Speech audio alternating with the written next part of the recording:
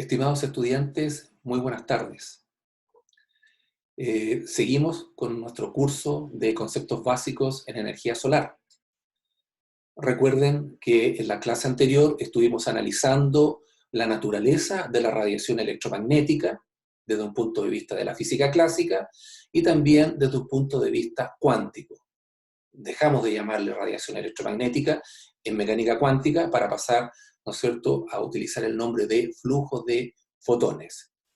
Todos estos conceptos, ¿no es cierto? Recuerden que la semana pasada yo les subí al portal de nuestra plataforma, el PPT y también las guías de ejercicio para que ustedes, ¿no es cierto?, las resuelvan. Recuerden que tienen una semana de plazo para resolver los ejercicios y después yo se los voy a corregir y a la misma plataforma les voy a subir, ¿no es cierto?, sus notas. Continuemos con la clase de hoy día. Para eso les voy a compartir pantalla. Déjenme subir, ¿no es cierto?, el PPT.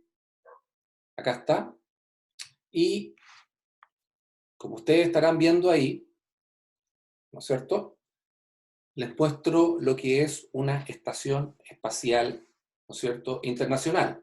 Esta es la estación espacial, ¿no es cierto?, que reúne a varios países del mundo y que se encuentra aproximadamente a unos 500 kilómetros de altura. ¿Por qué se la estoy mostrando?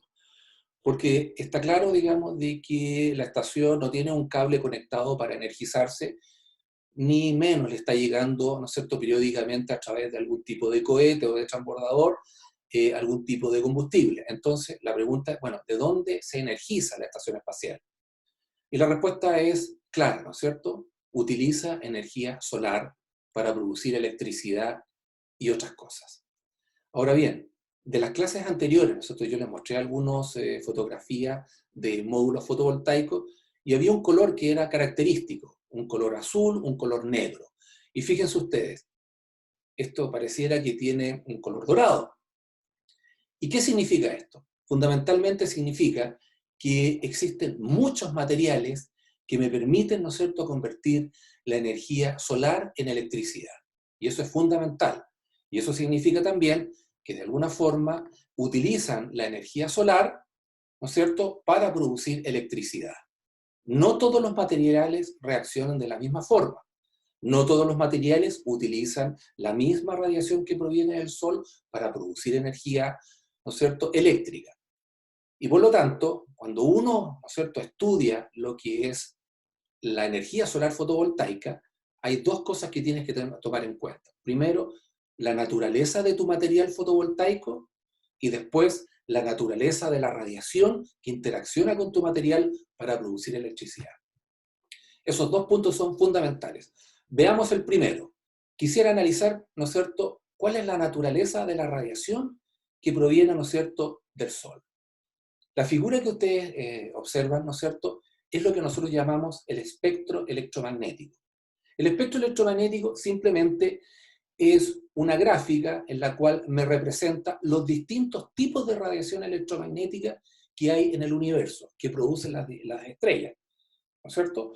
Y pueden ver, ¿no es cierto?, que hay radiación electromagnética con el nombre de rayos gamma, otras se conocen como rayos X, ultravioleta, infrarrojo, microonda, onda corta.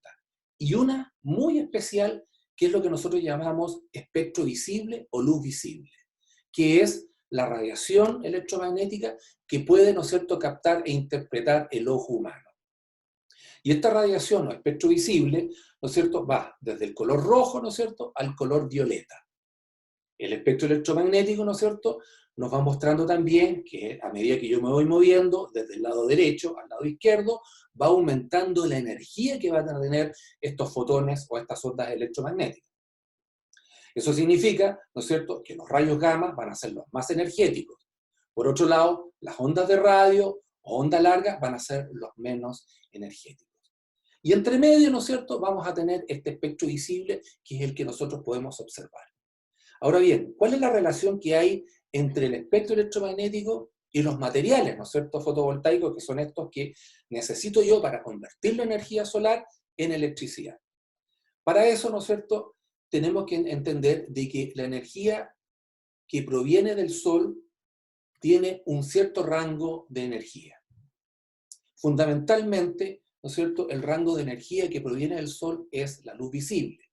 Y para eso tenemos que estudiar bien cuál es la característica que tiene la energía solar que proviene de nuestra estrella. Dicho sea de paso, no todas las estrellas emiten el mismo tipo de energía, pero veamos cuál es la energía que proviene de nuestro Sol. Para eso, les muestro, ¿no es cierto?, lo que es el espectro de radiación solar. ¿Qué es el espectro de radiación solar? Es simplemente la huella dactilar que tiene nuestra estrella. Así como cada uno de nosotros tiene su propia huella dactilar que me caracteriza a mí, que te caracteriza a cada uno de ustedes, pues bien, cada estrella tiene su propia huella dactilar y esa huella dactilar es el espectro solar. Analicemos el espectro solar o la huella dactilar de nuestro Sol. Esa curva que ustedes observan ahí, ¿no es cierto?, esta gráfica, la dividimos en tres zonas. Una zona, la más a la izquierda, es lo que corresponde a la radiación ultravioleta que proviene del Sol. Al medio, donde se observa, ¿no es cierto?, el máximo de la curva, va a corresponder, ¿no es cierto?, a la luz visible, estos colores, ¿no es cierto?, que mencioné hace un rato atrás. Y por último, gran parte, ¿no es cierto?, del espectro va a corresponder, ¿no es cierto?, a la radiación infrarroja que proviene del Sol. Entonces podríamos resumir, ¿no es cierto?, de que nuestra estrella, el Sol, emite tres grupos importantes de radiación o ondas electromagnéticas: ultravioleta, visible e infrarrojo. ¿Ok? Ahora bien, si yo miro la curva, a mí me queda claramente, ¿no es cierto?, se expresa claramente en la curva que la mayor cantidad de radiación que proviene del Sol va a corresponder, ¿no es cierto?, al rango que corresponde a la radiación visible. Muy poca, ¿no es cierto?, va a corresponder a la ultravioleta, que es la más energética, y una gran cantidad, ¿no es cierto?, en una menor, en lo que corresponde a la longitud de onda, ¿no es cierto?, a valores de longitud de onda, que es el eje X, ¿ah?, va a corresponder a la radiación infrarroja.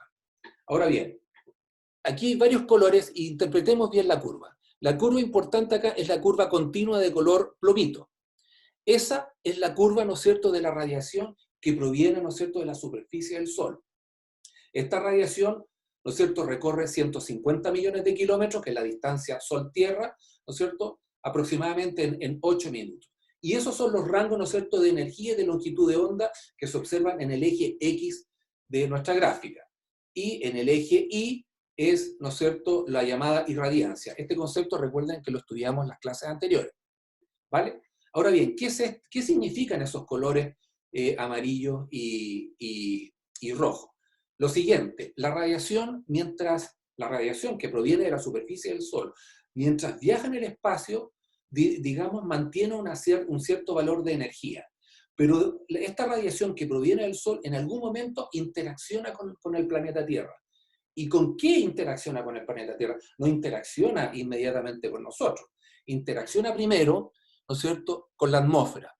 Y producto de interaccionar con la atmósfera, ¿no es cierto?, los fotones que provienen del Sol, de esta radiación, ¿no es cierto?, solar, empiezan a interaccionar con los gases de lo que está hecha la atmósfera. Y fundamentalmente los gases atmosféricos contienen, ¿no es cierto?, CO2, dióxido de carbono, ¿no es cierto?, moléculas de agua, metano, en fin, y otras. Estas moléculas, ¿no es cierto?, ¿ah?, interaccionan con la radiación que proviene del Sol. ¿Y qué significa que interaccionen? Significa que empiezan a consumir la energía que proviene del Sol. Entonces, esta curva continua que usted observa, ¿ah?, corresponde a la radiación a la radiación solar, mientras no interacciona, ¿no es cierto?, con la atmósfera. Pero a medida que la radiación penetra, ¿no es cierto?, la atmósfera en su camino hacia la superficie, empieza a interaccionar esta energía solar con los gases de la atmósfera. Y los gases de la atmósfera empiezan a consumir esta energía.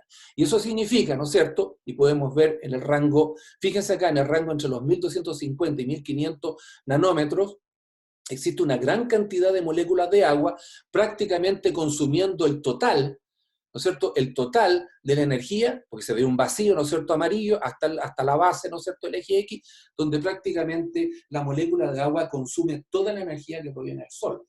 Eso significa que es evidente que la energía que llega a la superficie no es la misma que cuando entra recién a la atmósfera, produciéndose una gran cantidad de pérdida de energía proveniente, ¿no es cierto?, del Sol, y que es consumida de alguna forma, un mecanismo preciso, ya lo voy a explicar, a las moléculas, ¿no es cierto?, que están en la atmósfera.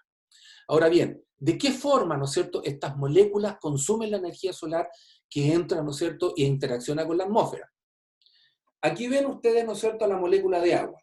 Lo que estoy mostrando yo en pantalla son movimientos que tiene, ¿no es cierto?, la molécula del agua a partir de su enlace oxígeno-hidrógeno, y a estos movimientos nosotros les vamos a llamar modos normales de vibración. Eso significa que la molécula se mueve, la molécula está vibrando.